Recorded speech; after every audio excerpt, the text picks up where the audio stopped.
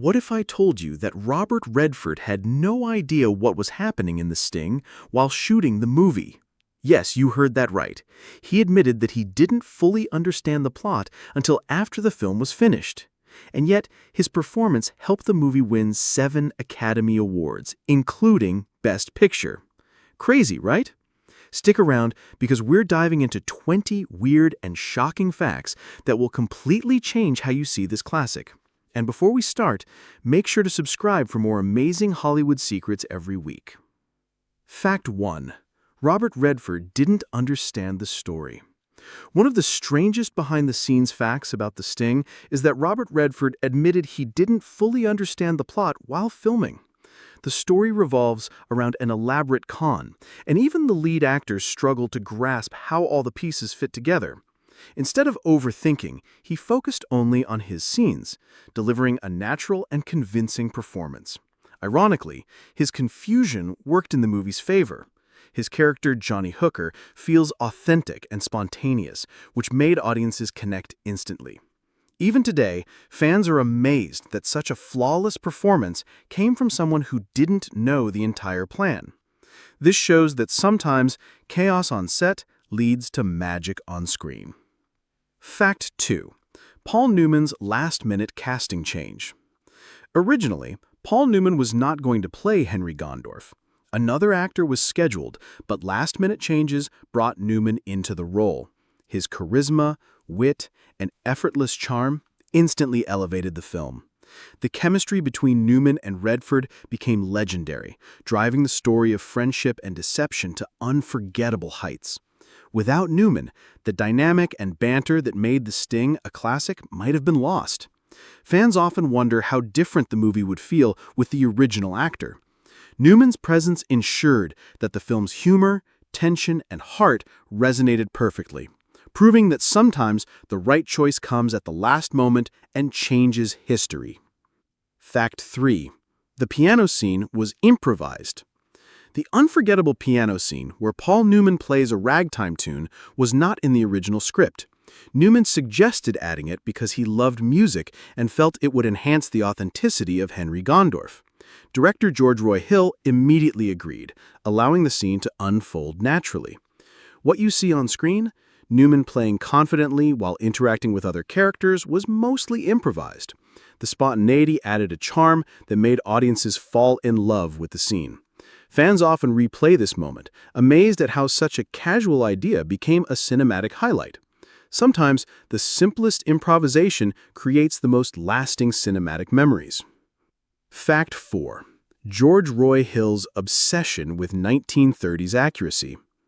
Director George Roy Hill insisted on extreme authenticity.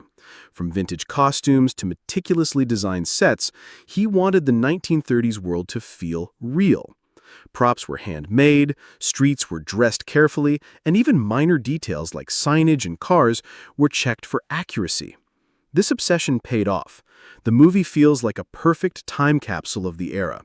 The visual authenticity helped immerse audiences in the story, making the elaborate con feel believable. Fans often note that it's not just the performances, but the painstaking attention to detail that makes The Sting stand out even decades later.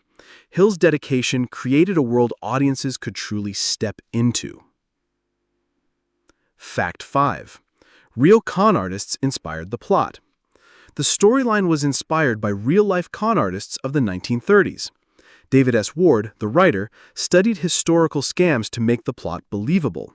The intricate cons, fake bets, and clever manipulations were based on true stories of deception from that era. This gave the movie a sense of realism, making audiences marvel at how the cons were executed. Even the smallest tricks on screen mirrored real cons used by criminals, adding a layer of authenticity. By blending history with Hollywood storytelling, the movie not only entertained viewers, but also educated viewers about the sophistication of classic con artists. Fact 6. The famous wire scene was dangerous. During the climactic con, there's a scene involving a physical setup with wires and props. Robert Redford performed parts of it himself, without stunt doubles. The rigging was so complex that one wrong move could have caused serious injury. Despite the risk, Redford stayed calm, trusting director George Roy Hill's guidance. His bravery added tension and realism to the scene, keeping viewers on edge. Today, fans admire the dedication it took to film such sequences safely, and how Redford's courage made the con feel even more thrilling. This risk underscores the lengths actors went to create cinematic magic. Fact 7. Costume changes took hours. The characters in The Sting frequently switched disguises and outfits, reflecting the elaborate cons they were running. Costume designer Edith Head crafted each outfit with attention to detail, but the process was time-consuming. Redford and Paul Newman often spent hours in makeup and wardrobe before each scene. These changes weren't just aesthetic, they were integral to the plot, as each disguise helped trick the mark. Fans often overlook how much effort went into these visual details, but they were critical to making the scams believable. The dedication to costume accuracy became a subtle yet powerful storytelling tool. Fact 8.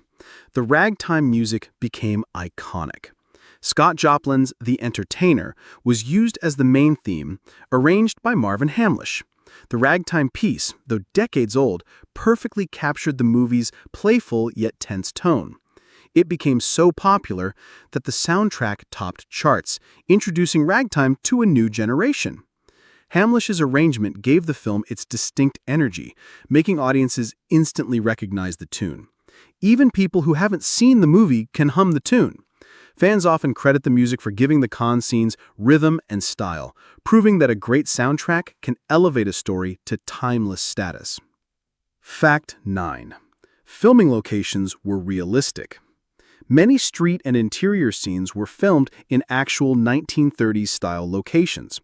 Instead of relying heavily on sound stages, George Roy Hill preferred real-world settings to add authenticity. The production team transformed streets with period-appropriate cars, signage, and props. This commitment made the environment believable, helping viewers feel immersed in the Depression-era America where the cons took place.